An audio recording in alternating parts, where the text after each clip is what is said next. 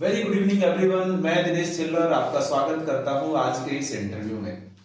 आज हमारे साथ हैं सरिता जी। ये इंटरव्यू बहुत लाजवाब है, सो आप लास्ट तक देखिएगा। और स्पेशली वो लोग सियोन में या डायरेक्ट सेलिंग में जो कि फ्रेशर हैं, जिनका कोई अनुभव नहीं रहा, पहली बार आए हैं, वो जरूर से जरूर इस इंटरव्यू को लास्ट तक देखिएगा। तो चलिए हम शुरुआत करते हैं। सरिता जी, आपका स्वागत है हमारे इस इंटरव्यू सेशन में। कैसे हैं आप? ठीक हूँ सर। ओके। सरिता जी, बहुत सारे लोग नहीं जानते आपके बारे में, तो हम चाहेंगे कि आप अपने बैकग्राउंड के बारे में थोड़ा सा बताएं। आप कहाँ से हैं, परिवार में कौन कौन है, क्या आपकी एजुकेशन रही? सर मेरा नाम सरिता है। हम्म। अभी फिलहाल मेरा ससुराल जोड़िया में है। ओके। गांव मेरा कलगांव है। ये जोड़िया कौन से डिस्ट्रिक्ट में आता है? अभी सर पहले तो अलवर में ही था। ओके, बट मतलब ये तो अभी स्प्लिट पता हो नहीं गया। है। ओके, अभी स्प्लिट हो गया, ठीक। तो अलवर डिस्ट्रिक्ट में है बेसिकली आप। ओके सरिता जी, एजुकेशन क्या रही आपकी? सर मैंने 10वीं तक पढ़ाई की है। और शादी को कितना टाइम हो गया? 16 साल। ओह, 16 साल से। Okay okay. तो आप बेसिकली हाउस वाइफ हैं जो घर संभालते हैं? हाँ जी सर। पहले मैं हाउस वाइफ ही थी बट अब मैं बिजनेस वूमेन भी हूँ। ओके ओके, लाजवाब लाजवाब। ठीक है, बच्चे आपके पढ़ रहे हैं? 2 बच्चे हैं सर। ओके दोनों पढ़ रहे हैं। ओके। बड़ा बेटा 9th में है, खैरतल नवोदय विद्यालय में पढ़ता है। हम्म। छोटा बेटा गांव में ही पढ़ता है, प्राइवेट ओके, स्कूल में। Fantastic fantastic. सरिता जी, मेरा दूसरा सवाल है कि सियोन आपकी लाइफ में कैसे आया? सर पहले तो मेरे को खुद को ही कुछ हेल्थ इश्यूज थे, लॉन्ग टाइम थे। तो मेरे जो ब्रदर हैं छोटे वाले, वो सियोन में काम करते हैं, मेरे को पता नहीं था। तो उन्होंने एक बार मेरे को मतलब फोन करके बोला कि तेरे पास एक फोन आएगा और तू बात कर लेना। ओके। तो उन्होंने मीनाक्षी मैम का नंबर दिया था। तो मीनाक्षी मैम का मेरे पास फोन आया जी। तो उन्होंने मेरे से बात की। तो मैंने उन्होंने मेरे से पूछा हेल्थ ठीक है? मैंने बोला ठीक है। तो बोलते हैं हीमोग्लोबिन कितना है आपका?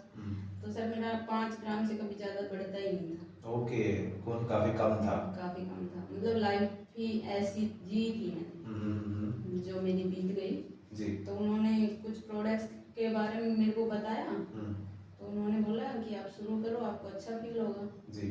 तो फिर मेरे भैया हैं, उन्होंने मेरे को पहुंचा दिया। ओके मैंने शुरू किया तो मेरे को काफ़ी बेनिफिट मिला। ओके। तो बेसिकली हेल्थ प्रॉब्लम की वजह से सियोन आपकी लाइफ में आई। फिर कौन सा पॉइंट था जहां पे आपने काम करना शुरू किया? सर क्या था कि जो मेरे ब्रदर हैं छोटे वाले, वो काफ़ी टाइम से लेडीज हेल्थ पे ही काम करते हैं। बट मैंने कभी जानने की भी कोशिश नहीं की कि भाई ये क्या करते हैं। दिमाग में होता तो था कि भाई हमें तो नहीं पता क्या करता है। बट यही था कि देखो ससुराल के बाद में हम ससुराल में ही हो जाते हैं कहीं ना कहीं, है ना। उस पक्ष को हम उतना ही रखते हैं जितना वो बस रिश्तों जितना है। जी जी जी जी। लॉन्ग टाइम शादी हो जाता है तो ऐसा ही होता है मैक्सिमम। तो क्या हुआ कि एक बार एक मीटिंग थी गुड़गांव में जी। जिसमें एमडी सर आए थे। सियोन के एमडी सर आए थे। सियोन के एमडी ओके। सर थे, परेश गिलानी। ओके। तो भैया ने मेरे को कई दिन से फोर्स किया कि तू मीटिंग में चल। तो मेरे को क्या है, वो मीटिंग होती है गाड़ी में, तो मैंने बोला कि अरे भाई नहीं, मैं नहीं जाऊँगी, तो मेरे को काफ़ी परेशानी होती है। तो आप ऐसे करो, आपके जीजू को ले जाओ। तो हम मेरे घर पे भी काम चला हुआ था उस टाइम पे, चिनाई विनाई का घर बना रहे थे। तो उन्होंने भी कहा नहीं, मेरा भी टाइम ही है, आपको जाना है तो जाओ बट मैं नहीं जाऊँगा। ठीक है। तो उन्होंने फिर से फोर्स किया, नहीं आप ही चलो। तो फिर मैं चली गई फाइनली। तो वहाँ पे जब एमडी सर ने मीटिंग की ट्रेनिंग थी। तो उन्होंने सुबह का जो फर्स्ट सेशन था मॉर्निंग वाला, उसमें कुछ बातें बताई। फिर दिन में लंच के बाद में कुछ ऐसी बातें बताई। सर ने एक बात बोली कि अपना गोल लिखो। ओके। बट मैं क्या लिखती, मैं तो एकदम फ्रेशर थी, मुझे कुछ पता ही नहीं था कि गोल्स पे लिखने होते हैं, गोल्स होते हैं लाइफ में। बिल्कुल मुझे ओके। पता ही नहीं था। वो चीजें हमने कभी सोची ही नहीं, तो लिखेंगे क्या। Correct. सबने काफी पेन उठाए बट मैंने कुछ नहीं उठाया। मैं बस बैठी थी और सोच ही रही थी कि पहली बात तो ये है कि इस इंडस्ट्री को लेके मुझे कोई नॉलेज नहीं है, इस काम को लेके। बट अगर ऐसा हुआ और इस इंडस्ट्री इंडस्ट्री में आके ऐसा होता है कि हम स्टेज तक जाते हैं, हम काफी कुछ अचीव करते हैं, तो वो सब मैं चाहूंगी कि मैं भी स्टेज पे जाऊं। इस तरह से सियोन में आपने काम करना स्टार्ट किया कि कुछ तो हो सकता है। Okay, fantastic. अगला क्वेश्चन मेरा ये है, अभी आप सियोन के पहले पायदान को क्रॉस कर चुके हैं, जो कि है एग्जीक्यूटिव डायरेक्टर, जो कि सम्मान का पद है और सारे लोग यहाँ तक नहीं पहुंचे। तो ये जो जर्नी कैसे, कौन सी रणनीति बनाई और आपका काम करने का क्या तरीका था जो आप इतने कम टाइम में एग्जीक्यूटिव बने? रणनीति तो क्या, वैसे तो मुझे सियोन के बारे में से भी नहीं पता था और बिजनेस का भी नहीं पता था, बट जैसा जैसा आपका सहयोग रहा, क्योंकि मेरे भैया तो हैं ही इसी में, लेकिन हमारे सीनियर तो आप ही हो। जी जी जी जी। तो मीनाक्षी मैम का भी काफी सहयोग रहा। लेकिन जो भी मैंने मीटिंग कराई, जब आप आए, मीनाक्षी मैम साथ आई, तो 2-3 मीटिंग मेरे घर पे हुई, मैंने वो सभी वर्ड एकदम रट्टू तोते की तरह रट ली और फॉलो अप करती गई उन्हीं चीजों को।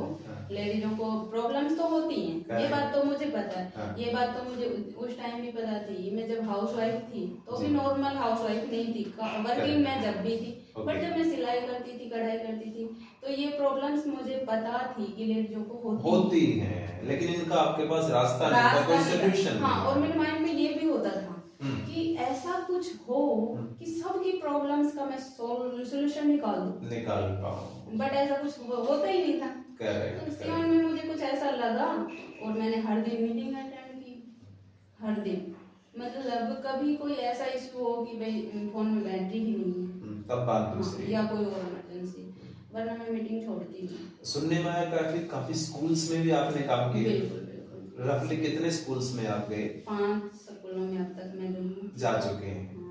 लोहादेरा, सलेमपुर, ढाकी, और ये अपना सलेमपुर बोल दिया जी, बिछाला, मतलब नजदीक के जो 5-6 स्कूल्स हैं, गवर्नमेंट स्कूल्स, वहां पे जाके आपने लड़कियों को और टीचर्स को टॉप दिया। 9 से 12 तक की लड़कियों को, और काफी सारी प्रॉब्लम्स हैं लड़कियों में। मैंने काफी सारे मतलब पेरेंट्स को बात भी की, जिन लड़कियों ने नेम नंबर दिए कि मैडम मेरे पेरेंट्स से बात करना, तो मैंने की। कुछ पेरेंट्स तो ऐसे होते हैं कि सीरियसली लेते हैं बेटियों को, बट कुछ पेरेंट्स फिर भी नेगलेक्ट करते हैं, ऐसा भी देखा गया। करेक्ट, सब तरह के। हाँ जी, बट ये है कि मेरी कोशिश यही रही कि मैं ज्यादा से ज्यादा अवेयरनेस दूं। ओके, तो बॉटम लाइन ये रही आपकी रणनीति में, एक तो सबसे पहले जैसा बताया गया वो आपने रट लिया, मतलब कॉपी कैट का बिजनेस है, तो भाई जो बताया सीनियर ने उसको रटो, उसी चीज को बताओ।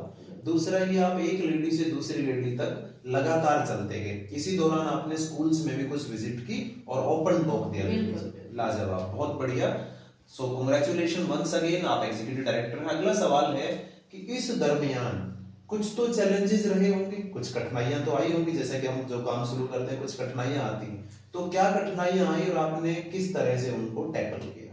सर, प्रॉब्लम्स तो सभी की लाइफ में आती है ना जी, चाहे वो हाउसवाइफ हो, वर्किंग वुमेन हो, सभी की लाइफ में आती है। बट ये थोड़ी ना, अभी जो इंडस्ट्री है, क्या बोलते हैं, नेटवर्क मार्केटिंग, अभी इसकी तरफ कुछ लोगों का रुझान है, सही है, कुछ फ्रॉड कंपनियों ने नेगेटिविटी फैला रखी है। करेक्ट। तो कहीं ना कहीं लोग बातें तो थोड़ा बहुत तो करते ही हैं, बट अगर हमें आगे बढ़ना है तो उन चीजों को हमें इग्नोर करना पड़ेगा। कुछ तो हमें अपनी तरफ से ये सोचना ही होगा कि चलो ठीक है, थोड़े बहुत चैलेंजेस सबकी लाइफ में, हर हंसते हुए चेहरे के पीछे कुछ बात छुपे होते हैं।